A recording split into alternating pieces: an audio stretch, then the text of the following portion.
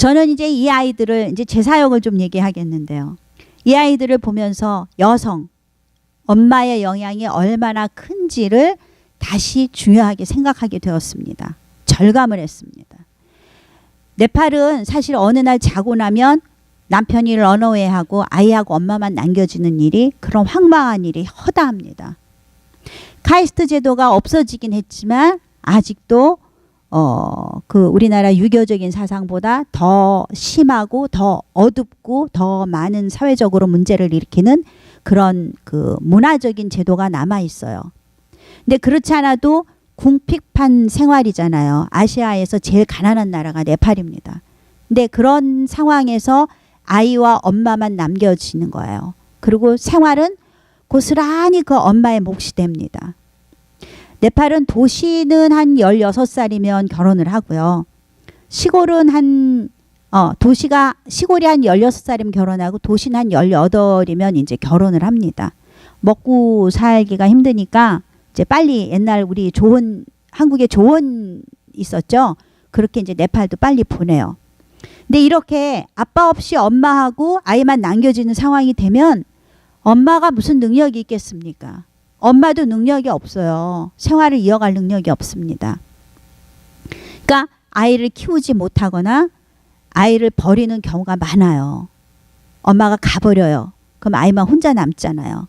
그러니까 이렇게 된 아이들을 또 인도나 중국이나 이런 데서 이제 그 아이들을 이렇게 잘 보고 있다가 애가 갈 데가 없어서 돌아다니거나 이렇게 되면 데려가는 겁니다. 네팔 정부는 이 아이들을 케어할 수 있는 능력이 없습니다.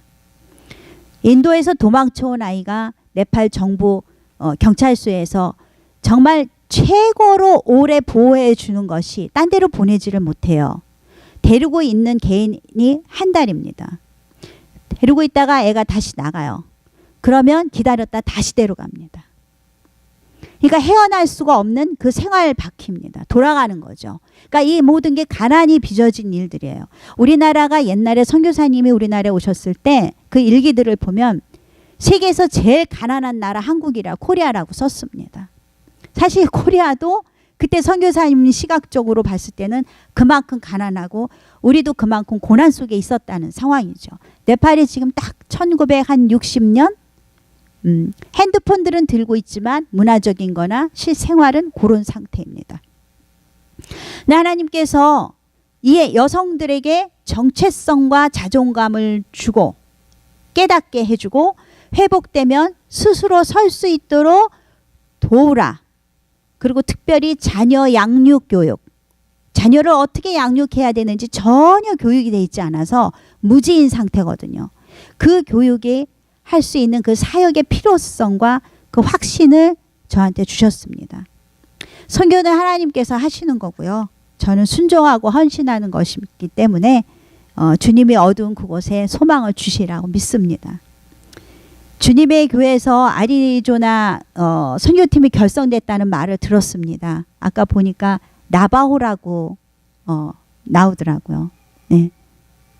근데 잭슨빌에서 처음 가는 선교라는 얘기를 듣고 제가 놀랍도다 하면서 드는 생각이 있어요. 12명의 선발대. 와, 은혜가 얼마나 클까. 하나님께서 이제 새로운 역사를 쓰시나 보다. 이제 그런 기쁜 마음이 들었습니다. 한 번은요, 선교학 박사님이신 박사 코스를 밟고 있는 목사님과 선교를 한번 같이 간 적이 있어요. 그분은 선교를 처음 가시는 거였고 나름 영적 기대와 여행의 기쁨으로 가셨던 것 같습니다. 근데 결과는 함께한 팀들이 너무 힘들었어요. 물론 그 목사님도 힘들어 하셨고요. 저는 갔다 와서 몇 개월 동안 그 목사님 눈을 안 쳐다봤습니다. 근데 지난달에 잠깐 식사하면서 배웠는데 목사님이 그때 얘기를 하시면서 돌아와 보니까 주님께서 현장에서 얼마나 많이 배우고 알게 하셨는지 모르겠다고 고백을 하셨어요. 선교학 박사 공부하시는 분이었어요. 제가 이 말씀을 왜 드리냐면요. 선교는 기도와 동참입니다. 네. 선교는 이론이 아니에요. 선교단체에서 또 선교학으로 또 선교 관심을 갖고 감동을 받으면서 무단히 공부를 했어요. 저도. 근데 역시 선교지를 가보면 선교는 기도와 동참이다라는 게 결론입니다. 이제 하나님께서 주님의 교회에서 깃발을 들게 하셨습니다. 네. 함께 동행하시며 하나님께서 알려주시고 또 품어주시고 그리고 성장하게 해주실 줄 믿습니다. 선교지에 갈 때 짐을 싸보면 필요한 것은 많은데 가져가야 될 짐은 한계가 있어서요. 무엇을 순서대로 넣어야 하나 하고 고민을 하게 됩니다. 마음에 필요한 거, 내가 좋아하는 거 그런 순서가 아니라요. 현장에서 필요하고 유익한 것들을 순서대로 챙기게 됩니다. 그러면서 포기하고 내려놔야 할 것들을 이제 우리가 알게 되는 거죠. 내 생각이 많으면 유익하지 않은 것들이 많이 보입니다. 오직 하나님의 뜻만 살피면서 체험과 기도로 전진하시기 바랍니다. 근데 이제 시작하셨으니까 앞으로 잭슨빌의 세계 선교의 베이스 캠프가 되기를 소망합니다. 선교지에서 선교사 부부는 딱 두 가지를 경험한다는 말이 있습니다. 천국이냐 지옥이냐. 중간은 없습니다. 승리냐 패배냐. 그만큼 영적 전쟁이 심하다는 뜻입니다. 근데 목적을요 뚜렷이 잡고 있으면 천국이요. 목적과 수단이 바뀌면 지옥이 됩니다. 여기는 중간도 많죠. 우리의 삶 속에 중간이 너무 많잖아요. 근데 선교지는 중간이 없어요. 네. 지옥이 되면 선교지에서 나와야 됩니다. 나오지 않으신 선교사님들은 천국을 맛보고 있거나 그냥 지옥 속에서 빼기고 있는 거예요. 그러니까 여러분들이 선교지에 가실 때 하나님께서 동행하심으로 천국을 맛보고 오실 줄 믿습니다. 근데 기도로 무장하시고요. 서로 12분 또 나바호 거기에 인디언들이죠. 인디언 선교일 텐데 가셔서 잡은 손을 놓치지 마시기 바랍니다. 뭔가 불평이 올라올 듯 하면요. 얼른 이 목사님 손을 꼭 잡으세요. 그러면 하나님께서 그대로 하나님이 인도하시면서 모든 불평을 잠재워 주시고 그리고 새 소망을 가득가득 넣어 주실 겁니다. 그리고 하나님께서 보여주시는 것들 거기까지 갔는데 또 네팔까지 왔는데 또 어디 필리핀을 갔는데 하나님께서 알려주시고 보여주셔야 할 것들을 보고 와야 되는 게 저희들 목적 아닙니까? 깨닫고 와야 되는 게 목적이잖아요. 그러니까 수단과 목적이 바뀌지 않도록 잘 기도로 무장하시기 바랍니다.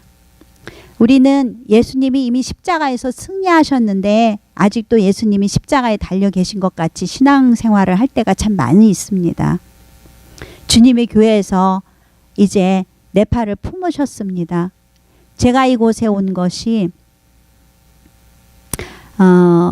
기도를 하는데 무작정 아무 조건 아무 이유 없이 가서 여러분들을 만나야 되겠다. 만나라 라는 강한 마음을 주셨어요. 그래서 저는 잭슨빌이 어디에 붙었는지 또 어떤 분위기인지 사실 모르잖아요.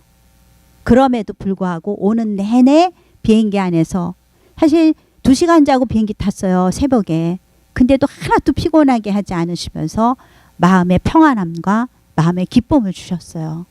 왜요? 제 마음으로 그게 될까요?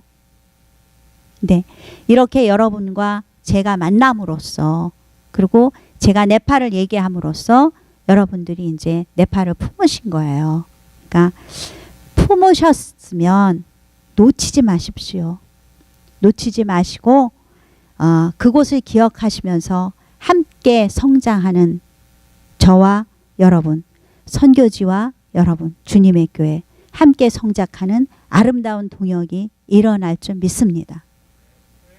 예수 없는 것이 선교지요. 예수 모신 분은 다 선교사입니다. 여러분은 다 선교사입니다. 이제부터 여러분들은 선교사입니다. 여러분은 여기서 저는 네팔 포카라에서 그러니까 현장에 저를 보내시는 거예요. 그러니까 여러분들이 기도로 동역을 하지 않으면 현장에 있는 저는 굉장히 외로울 것입니다. 근데 내 은혜가 내게 족하다 하신 주님 말씀 믿으면서 십자가에서 이미 승리하신 예수님과 우리 이곳에서 포카라에서 함께 승리하는 삶을 살기를 소망합니다. 감사합니다. 네, 기도하시겠습니다. 잠깐. 하나님 감사합니다. 주님을 드러내고 또 주님께서 계획하고 계시는 일들을 저희들은 마음으로 기쁘게 그렇게 품기를 원합니다. 우리가 사는 것이 오로지 예수 그리스도의 영광만을 위해서 빚어지고 살아야 되는 삶이라는 것, 이 나그네 삶을 마칠 때까지 하나님 손 꼭 붙잡고 그리고 승리할 수 있는 삶을 살기를 소망합니다. 하나님 도와주시옵소서. 그리고 이 주님의 교회에 아름다운 하나님께서 축복을 주셔서 이제부터 계획하고 정말 어려운 일들 많이 있었을 텐데 모든 것들을 이겨나가면서 하나님께서 하나하나 차곡차곡 또 이루어 가실 줄 믿습니다. 하나님 복의 복을 더하셔서 하나님만이 드러나고 하나님께 영광을 올리고 그리고 정말 하나님 안에서 예수 그리스도의 구원의 은혜 안에서 그리고 받은 자답게 그 은혜를 흘러내 보내는 주님의 교회 그런 성도들 그런 지체들 될 수 있도록 하나님 도와주시옵소서. 아멘. 감사하며 예수님 이름으로 기도합니다. 아멘.